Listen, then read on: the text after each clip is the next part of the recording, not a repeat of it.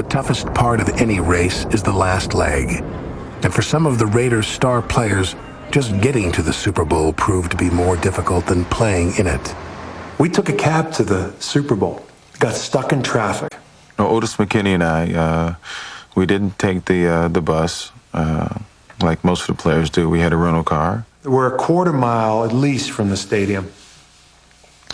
Lyle starts yelling at the cab driver, "Get over, go up on the curb, damn it, you know, blah, blah, blah, blah, blah." And we pull up and we said, "Where do the players park?" And the lady said, "What? You guys, I don't care if you're a player or not, you guys need a parking pass." And the cab driver, I don't know where he was from, and bless his heart, he's just frightened to death. Here's this guy in the front seat, looks like an armadillo with veins popping out of his neck. And we say, "Excuse me, lady, we're playing in the game. We don't need a parking pass. You got to let us in." She says, "I'm sorry, you need a parking pass to get in." Lyle gets out of the cab. He's walking. So now we got to get out of the cab because we go together. And we just simultaneously looked at each other, and I guess we had the same thought. And we both grabbed our bags, and we took off running towards the locker room in that car. We left the car running right there, and to this day, we don't know what happened to her. And we walked the last quarter mile to Super Bowl 18 through traffic and through the crowd. It was just, I guess, proof that, you know, nothing was going to stop us. There's a snap. It is blocked by Derek Johnson. Going into the end zone. Raiders after it. 3 men on it. Touchdown Raiders. Holy Toledo, what a start. Revenge against the defending champion Redskins came easily. Seconds before halftime, Coach Charlie Sumner put Jack Squirick in and told him to shadow Joe Washington, who had burned the Raiders in Week 5 on a screen pass. Looks off to the left, and he fires it off. Intercepted! Jack Squirick! Touchdown Raiders! I don't believe it! And they looked like they knew it was coming. Man ran right for it. I guarantee they looked like they knew that it was coming. Let's keep dominating this team. Let's keep dominating. In 1983, the Redskins set an NFL record for points in a season.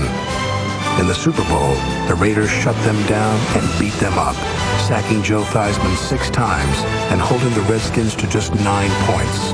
I remember after the game, Joe Theismann saying, "They handed us our asses on the tray, and the tray was bent."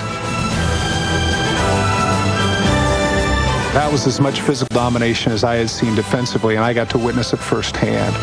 Todd Christensen also was an eyewitness to the brilliance of Marcus Allen. Back over the middle, Dax is 3-2-1, touchdown Raiders! And late in the third quarter, he saw a play that he will never forget.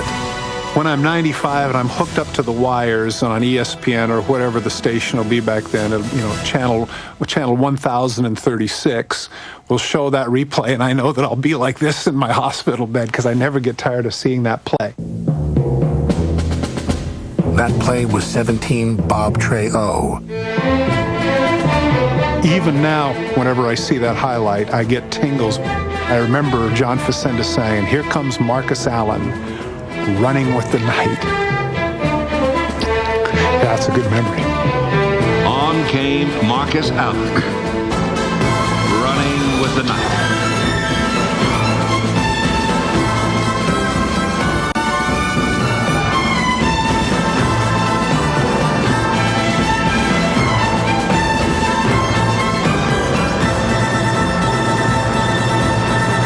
To make a run like that, in a game like that, at a time like that, it was pure magic. It was beautiful.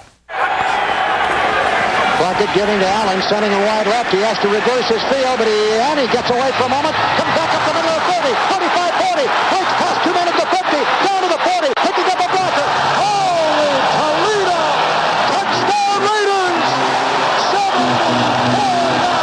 It looked like a cluster you-know-what is what it did. Didn't it look like that way to you? Kind of the dysfunction function. It was a symbolic play for football's dysfunctional family. Marcus appeared to be going nowhere, much like Al Davis when he attempted to move his franchise to Los Angeles. But in the end, no one could prevent football's evil empire, or Marcus, from reaching their desired destinations.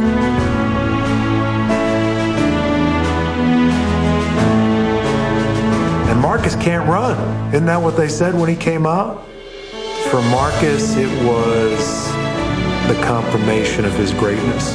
Holy Toledo, Marcus Allen has just claimed full title of All-World for 1983. Coach, Tom Flores. Yes, Mr. President. I have already had a call from Moscow. They think that Marcus Allen is a new secret weapon, and they insist that we dismantle it. That was a beautiful run, and it turned out to be a beautiful career. And yes, I did reverse field it sometimes, and yet I did, avoid some tacklers. But in the end, I ended up where I wanted to end up. The one thing that stands out to me is that after Marcus's 74-yard run, when you see everybody run out and embrace him, it's at that point in time when I think that the team realized that we were going to be world champions. The sheer delight, almost to a degree of frivolity, that's a picture that I think will linger for quite a while. For players, the bond that's created is very hard to describe. There's some of these guys that I'm sure I'll run into 20 years later, but we will have a common bond that most people just will not understand. And it's a great sense of pride, a great sense of achievement. It is one of the more incredible feelings. The celebration will begin as the Raiders sprint toward the clubhouse. And the great joy of watching Pete Rozelle present the championship trophy. Congratulations. To the Los Angeles Raiders. Now, let me ask you something. With all the distractions that you have off the field, how are you able to keep focused on winning football games as you do and do throughout the years? When you have great coaches, then after you have great coaches, you get great players. You have a great organization, and you tell them one thing: just win, baby.